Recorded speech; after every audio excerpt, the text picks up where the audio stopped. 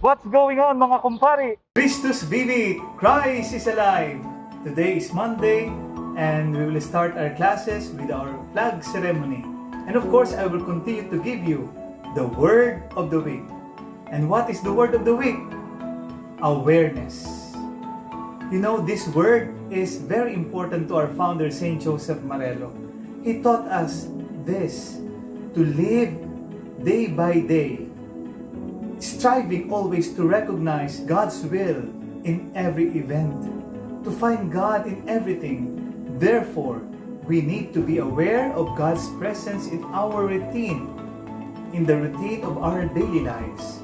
Sana makita lagi natin ang Diyos sa bawat sandali ng ating buhay, sa pang-araw-araw na ating ginagawa. We need to find God in all things, in nature, lahat naman ginawa ito ng Diyos, in art, in our classes, in our family, in our community, in many other concrete examples of creation, most of which we take for granted. That's why we need to be aware of God's ongoing creation and unique call to each of us. This week, let us remember this word, awareness. So I will start with letter A so that you will remember every week, and then next week we will remember the word that will start with letter B. Okay, so today, this week is awareness. But how can we be aware of God's presence every day? My dear seminarians, practice this so-called awareness prayer so that this will help you to find God in the activities of your daily life. This is simple, practical, and down to earth. You can do this everywhere, anytime. So the first step is pray for God's help. Pray for God's help. Be aware of the presence of God here and now. Prayer is a relationship, and your presence is just necessary as God's presence. Sometimes it's really hard to let go of our pressing concerns, worries, kailangan gawin assignment, kailangan pag-aralan, and things to do, etc. So I will recommend a simple breathing exercise before starting this awareness prayer. 2 or 3 deep breaths. 1, 2, 3. And then this will help you to be aware. The time of day may make a difference. Choose the time when you find it less difficult. Be still and open to God's presence. Maybe before going to bed or during break time. It depends on you. Second, give thanks. What are you most thankful for today? Ano bang kailangan mong ipagpasalamat? Lift up to God and express gratitude in whatever words come to mind. Ang dami-dami natin kailangan ipagpasalamat. The gift of life, the gift of our family.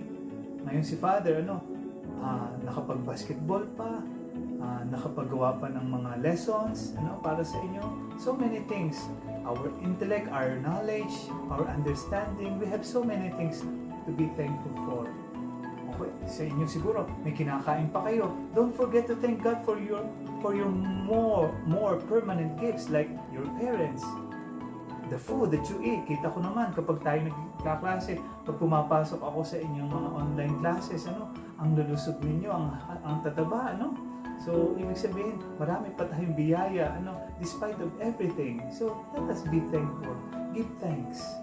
Third, review the day. Guided by the Holy Spirit, look back on your day. Ano bang nangyari? Simula kaninang umaga, ng tanghali, and pay attention, my dear seminarians, to your experience. Look for God in it. May sinasabi ang Diyos sa bawat nangyayari sa iyong buhay. Maybe napagsabihan ka ng iyong mga magulang, meaning to say, kailangan mong maging mabuti at kailangan mong sumunod at hindi managot sa iyong mga magulang.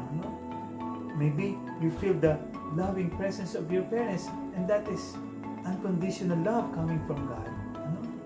And then step 4, look at what's wrong. Siyempre, kailangan din nating aminin lahat ng ating mga kasalanan, mga pagkakamali, face out to failures and shortcomings. Ask for forgiveness for your faults. Ngayon, hindi tayo makakapagkumpisan pa. because of this quarantine, yung sacramental confession. But at this point, every day, let us try always to look at what's wrong and ask God for forgiveness. Always remember Pope Francis who said, the Lord never gets tired of forgiving us. We are the ones who get tired of asking for forgiveness. Hindi napapagod ang Diyos patawarin tayo. Kailangan lang nating humingi ng taos puso na paghingi ng tawad sa Panginoon. And then the last step is make resolution. Yan, ha? Make resolution. What is God calling you to do now? It may be something immediate. Today or tomorrow, God may be asking you to say yes to someone who asked for your help. Maybe gusto pang ng kaklase mong ipaliwanag mo yung lesson, di niya maintindihan, o yung tulungan mo sa assignment, or to apologize to someone you may have hurt.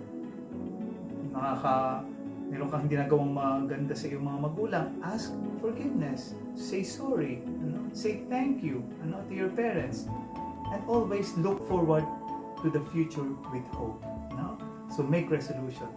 And in doing this awareness prayer, we will become, for sure, ottimi cittadini e virtuosi cristiani. My dear seminarians, Saint Joseph Marello wants us always to be aware of God's presence in our life.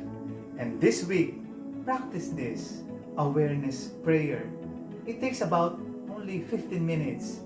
It can be done anywhere so that we can always be sensitive to the presence of God at all times, not just during the moments of prayer. So always remember, the word of the week, awareness. God bless and keep safe.